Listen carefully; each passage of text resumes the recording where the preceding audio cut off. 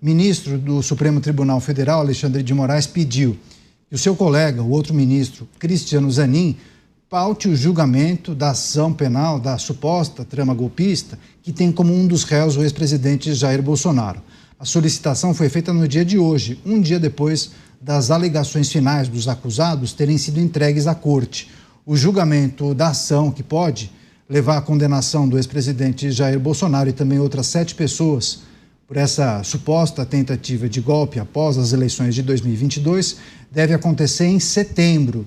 E aí, segundo cálculos desses integrantes do Supremo Tribunal Federal, isso poderia acontecer no final de setembro e aí, possivelmente, o resultado e a manifestação, caso não houvesse nenhum pedido para analisar ou uma postergação, isso aconteceria, a finalização do processo, entre final de setembro e o início de outubro. Inclusive, prazo que já era apontado e projetado por especialistas, convidados que chegaram a ser entrevistados aqui na programação da Jovem Pan e os nossos próprios comentaristas. Começar com você, Kriegner, esse pedido do ministro Moraes para Cristiano Zanin, que é quem preside a turma, ele, o ministro relator, solicitando que o julgamento seja marcado. Isso te remete àquela situação que envolvia, é preciso dar celeridade, não podemos entrar no ano eleitoral, porque senão esse julgamento pode contaminar, inclusive, o pleito de 2026? Lembra bastante, Caniato, e realmente traz para a gente uma preocupação, né? O que é que está sendo negociado, conversado aí no bastidor? O próprio ministro Moraes, como você mesmo colocou hoje, disse que não, né? Que não estava acelerando de forma alguma o julgamento, que estava ali dando sequência à maneira como o rito deve ser conduzido, o que é altamente contestável aí, segundo o parecer de inúmeros juristas. Eu volto a dizer aqui que não é uma questão de opinião. Nós temos vozes consolidadas da legislação do setor jurídico brasileiro e que são especialistas, têm seus méritos e que estão questionando a maneira como esse julgamento está sendo conduzido. Agora, essa que é realmente rápido, isso o fato de você ter todos os acusados depondo no mesmo dia, na mesma sessão, ou com apenas pequenos intervalos ou quebras que foram ali de acordo com a conveniência do próprio ministro.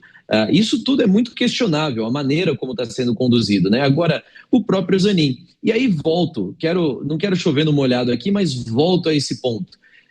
Que lisura a gente pode esperar de um julgamento que está sendo agora, então, conduzido ao momento final pelo ministro Zanin, que foi advogado do presidente Lula durante o seu período de defesa ali das acusações relacionadas ao Petrolão. Que credibilidade isso tem diante da nação brasileira? Que credibilidade isso tem diante dos outros países de dizer que o ex-advogado do presidente agora é quem vai julgar o seu maior opositor político? Diante disso, Caniato, realmente, embora nós queremos sempre manter aí a positividade em relação ao Brasil, entendendo que existe uma luz no fim do túnel, é muito complicado de mesmo sustentar de que esse julgamento possa ser algo conduzido de uma maneira técnica, isenta de paixões políticas e simplesmente baseada nos fatos e no branco e preto da lei. Não é. É realmente uma questão em que o peso político vai falar mais alto e é uma decisão política que muitos de nós já estamos antevendo qual vai ser, né? Jovem Pan, em cima da notícia, ministro Alexandre de Moraes pedindo para que o presidente da turma, Cristiano Zanin, marque o julgamento que envolve o ex-presidente Jair Bolsonaro, e justamente esse pedido é feito após as alegações finais dos acusados terem sido entregues à Suprema Corte. Você, Mota, podemos esperar algum tipo de reviravolta, mudança, pedido de vista? Você, quando menciona a carta de Donald Trump, entende que, se houver algum tipo de manifestação e se instituições quiserem promover ou caminhar em direção, talvez, de uma palavra que você nem gosta, né? Mas caminhar em direção de um país pacificado, você acha que o resultado poderia vir nesse julgamento? Ou você será aquela pessoa pessimista dizendo, não acredito? Caniato, há uma coisa curiosa e terrível acontecendo no Brasil. Nos últimos 2 anos e meio, têm acontecido inúmeras coisas que algumas pessoas diziam que iam acontecer no governo Bolsonaro. Mas o governo Bolsonaro acabou em 2022. Dizem que o Bolsonaro queria dar um golpe de Estado, né? Ele vai ser julgado por isso. Diziam que Bolsonaro iria implantar uma ditadura no Brasil. Eu gostaria de perguntar, quantos blogueiros e jornalistas Bolsonaro prendeu durante o seu mandato? Quantas vezes Bolsonaro mandou prender homens, mulheres, crianças, idosos, todos juntos em um galpão durante vários dias? Quantos inquéritos Bolsonaro mandou abrir contra os seus críticos? Inquéritos nos quais ele também foi acusador e juiz. Quantas pessoas Bolsonaro mandou investigar apenas pelo que elas disseram? Quantas postagens Bolsonaro ordenou que fossem imediatamente retiradas das redes sociais? Quantas redes sociais Bolsonaro mandou suspender? Quantos deputados Bolsonaro caçou, prendeu ou exilou? Quantas vezes Bolsonaro proibiu pessoas de exercer direitos básicos como o direito de ir e vir e o direito de trabalhar? Quantas vezes Bolsonaro congelou o patrimônio de cidadãos brasileiros ou aplicou multas tão altas que significam, na prática, a morte financeira da pessoa? A resposta para todas essas perguntas é nunca. Tudo que eu citei antes são ações ilegais, inconstitucionais e autoritárias.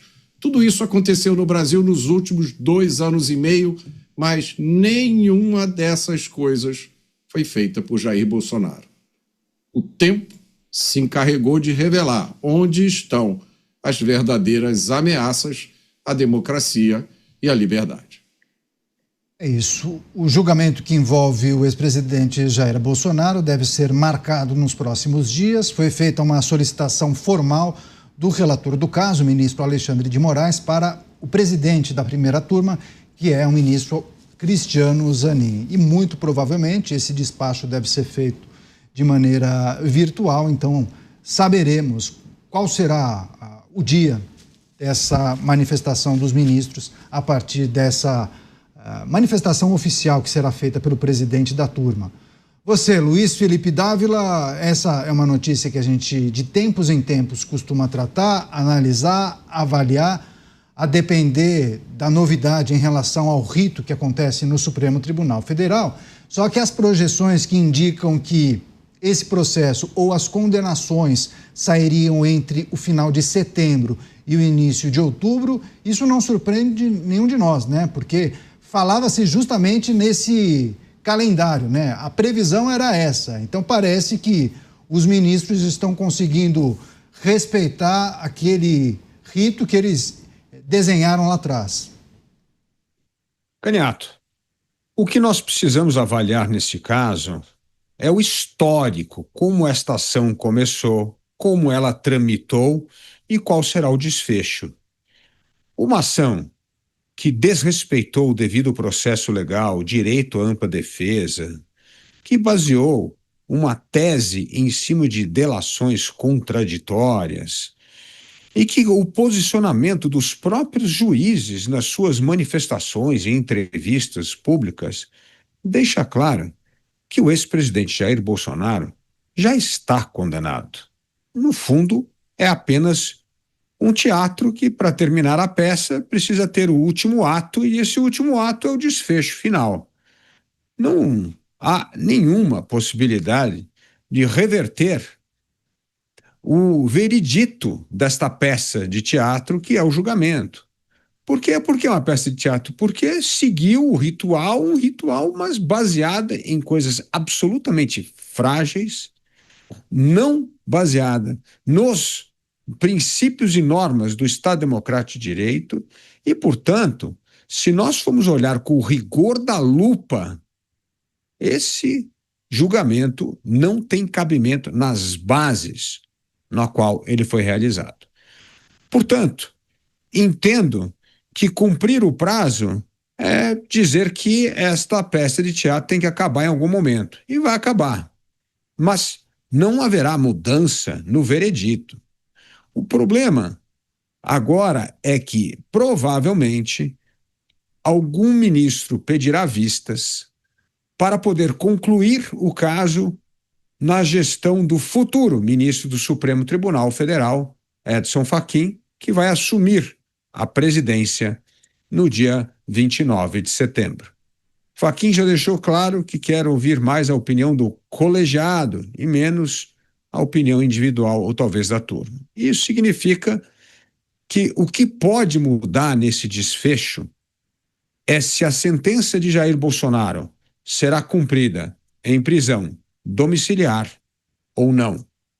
Esta é a única dúvida que paira no ar. Quanto ao veredito, ele já foi dado, como mostra todo esse processo confuso e distante das normas balizares do Estado de Direito. Importante essa informação que o Dávila destaca, porque isso, inclusive, foi matéria, ou pelo menos publicação de alguns colunistas que têm fontes no STF, de que possivelmente o ministro Luiz Fux pediria vista, mais tempo para analisar o caso. E isso poderia ser postergado, né? O tempo dele para analisar, 3 meses, né? 90 dias. Será que utilizaria esse tempo todo? Há quem entenda que poderia ficar, inclusive, para o ano que vem, 2026. Enfim, muitos aspectos para analisarmos. Você, Kriegner, despacho do ministro Moraes solicitando formalmente para que o presidente da primeira turma, Cristiano Zanin, já agende o julgamento que envolve o ex-presidente Jair Bolsonaro e os seus aliados. Exato. Acho que, como eu coloquei anteriormente, a gente tem essa preocupação de como que vai ser, qual que tem sido o bastidor por isso, né, Caniato, atrás, essas negociações e esses pedidos. O que nós vemos aqui do lado de cá do balcão é uma história. O que nós não vemos é aí que a situação toda está sendo, é ali que tudo se define.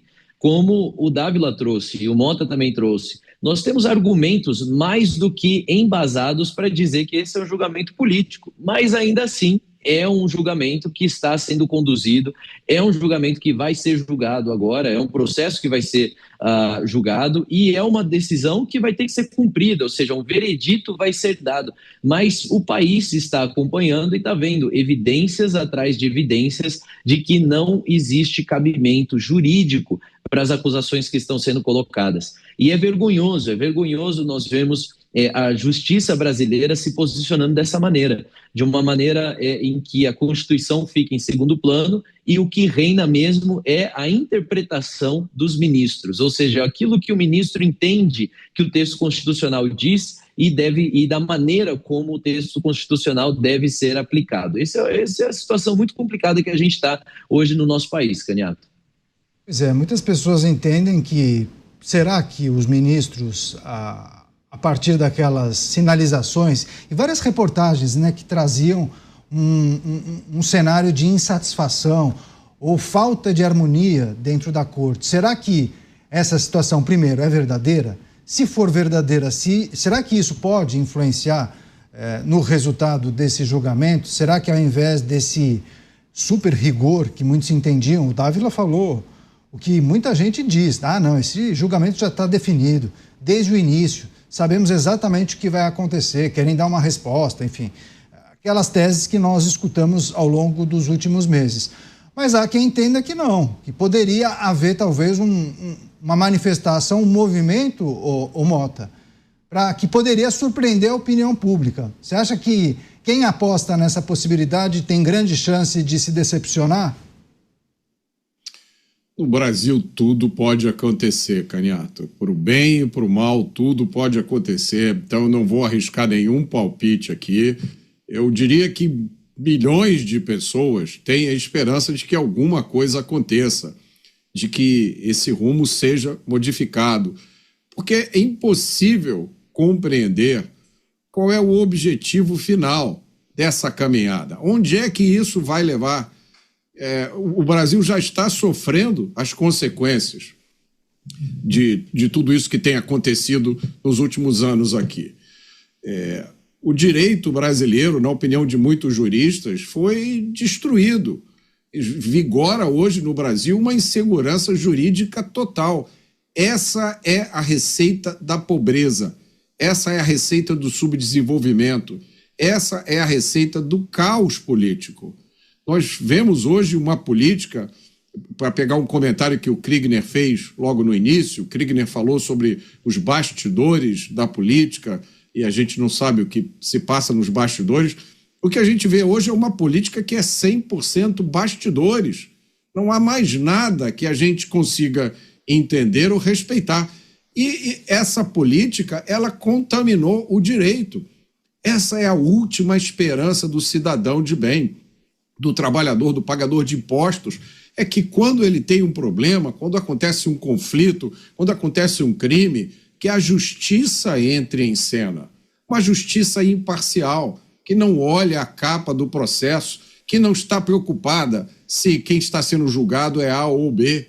E o que a gente vê no Brasil de hoje são as regras mais básicas e fundamentais do direito serem ignoradas, ou viradas de cabeça para baixo, ou viradas do avesso. O que está acontecendo nessas decisões do governo americano é uma prova de que não são só dezenas de milhões de brasileiros que estão prestando atenção e entendendo o que realmente está acontecendo. Há pessoas lá fora, nesse caso, o homem mais poderoso do mundo, que entende e que também não aceita o que está acontecendo aqui. Então, nós todos sempre temos a esperança de uma mudança de rumo. Nós todos sempre temos a esperança de que amanhã o Brasil amanheça diferente.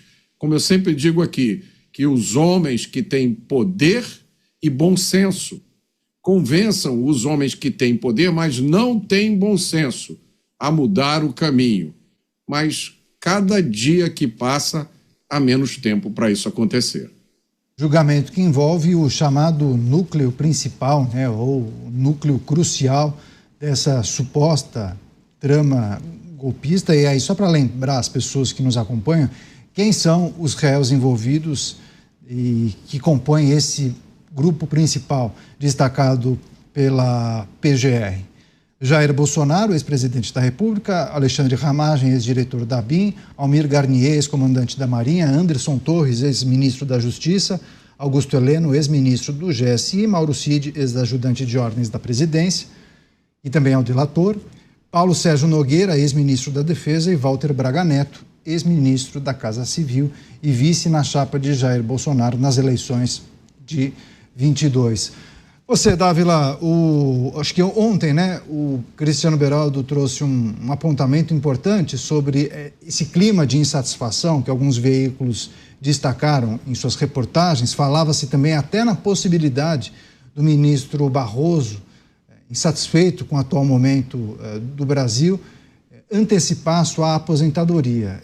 Essas alterações nos bastidores, as possíveis conversas, reuniões, uma sinalização aqui, outra ali, também teve uma informação que nós trouxemos, que 2 ministros, o próprio Barroso e Gilmar Mendes, teriam, em uma conversa com o ministro Moraes, pediram para que ele pegasse leve, fosse cauteloso, maneirasse nas suas decisões, enfim.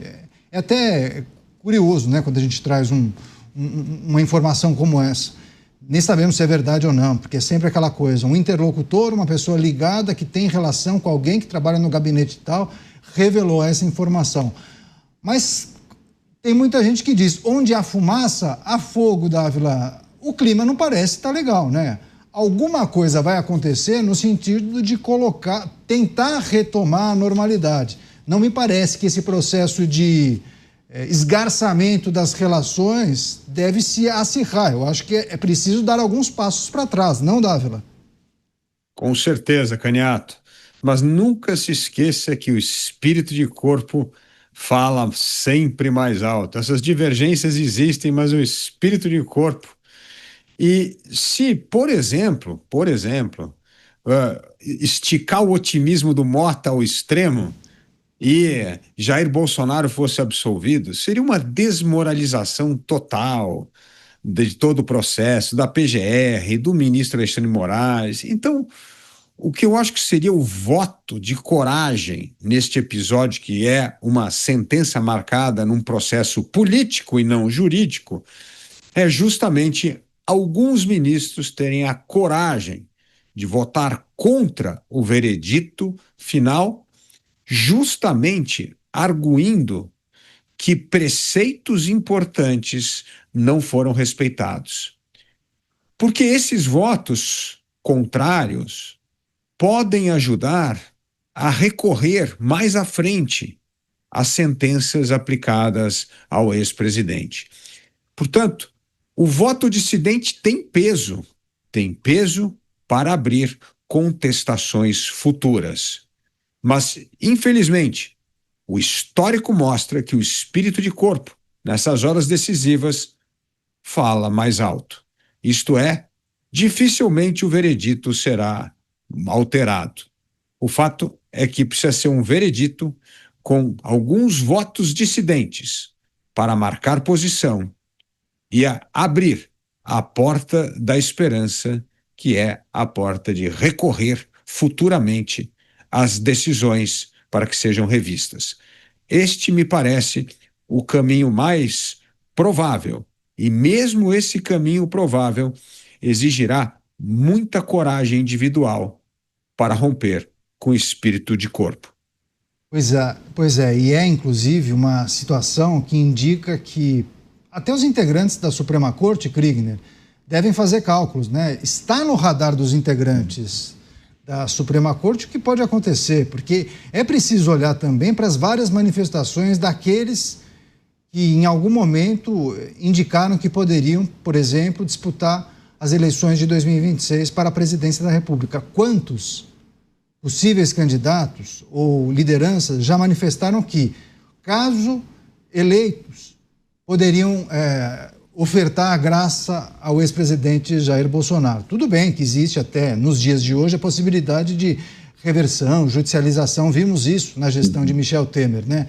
Mas politicamente tem um peso, né? Quando essas figuras que nas pesquisas pontuam muito bem, indicam que ofertariam a graça ao ex-presidente Jair Bolsonaro para tirá-lo da cadeia uma vez condenado.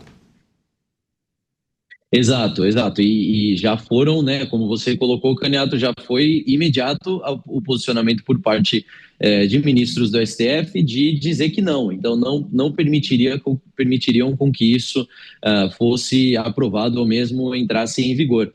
O ponto aí que eu vejo de maior preocupação é que o STF e os outros ministros que permitiram com que a escalada autoritária chegasse a esse ponto, agora estão vendo que, como o Dávila colocou aqui, não tem muito o que fazer. Se eles votarem ao contrário, se eles disserem, olha, realmente as evidências são inconclusivas e o processo não foi conduzido da melhor maneira, isso vai abrir espaço para mais uma revisão. Vai ser a segunda revisão da prisão de um presidente da República, de um presidente da República em pouco tempo. Ou seja, é mais uma vergonha, vai levantar ainda mais o questionamento de para que serve, então, o STF e como é que esse sistema tem sido colocado em execução, porque justamente em poucos anos nós já tivemos 2 revisões de penas aí, de decisões, né? Eu acho que essa é a maior preocupação que existe agora, mas se a gente puder fazer um foco aqui em especial, no caso de alguns deles, eu não vejo que o ministro Barroso, por exemplo, queira antecipar a sua aposentadoria com base numa insatisfação com a atual situação do país. Na verdade, o ministro Barroso sempre foi um dos mais vocais na Suprema Corte, alguém que sempre teve ali seu posicionamento muito claro, contrário ao presidente Bolsonaro, disse que eles, né, colocando no plural, acabaram com o bolsonarismo, enfim, várias outras falas bastante controversas, inclusive para um membro da Suprema Corte brasileira. Na minha visão, isso aí é mais uma tentativa de tentar se livrar das sanções americanas e também livrar sua família, que tem sofrido bastante nesse sentido. Então, quando a gente vê movimentações nesse sentido, nós estamos vendo os ministros acuados, os ministros repensando no custo-benefício de continuar assinando embaixo das decisões de Alexandre de Moraes, Caniato. Com certeza, porque muitos deles têm conexões em outros países, negócios ou fazem visitas frequentes. No caso do ministro Barroso, né, a imprensa amplamente divulgou que o filho é proprietário de um imóvel no estado da Flórida, então costumava visitar frequentemente os Estados Unidos. Ministro Gilmar, todos sabem da sua relação com Portugal. Enfim, há naturalmente uma preocupação com esses ministros caso haja um escalonamento dessas sanções por parte dos Estados Unidos. A gente vai seguir acompanhando.